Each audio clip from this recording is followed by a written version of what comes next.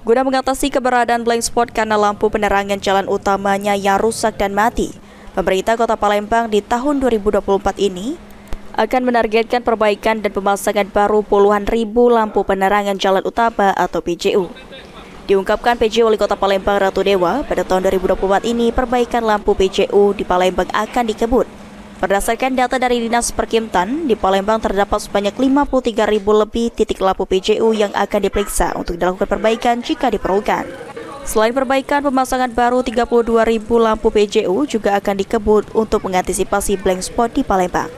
Sebenarnya idealnya ada 32 ribuan lebih untuk pemasangan titik baru lampu PJU. Tetapi ini kita sesuai dengan ketersediaan anggaran, jadi APBD Indo di 2024 terus akan ditambah lagi di APBDP nanti. Dan insya Allah karena ini adalah sebagai infrastruktur yang vital, diantaranya masalah lampu jalan, pertamanan dan juga termasuk jalan-jalan yang berlubang. Ditambahkan Ratu Dewa, pemasangan baru PJU di Palembang akan disesuaikan dengan penganggaran yang ada. Lantaran penganggaran juga diperlukan untuk perbaikan jalan dan beberapa infrastruktur lainnya. Sandi Pratama, PAL TV.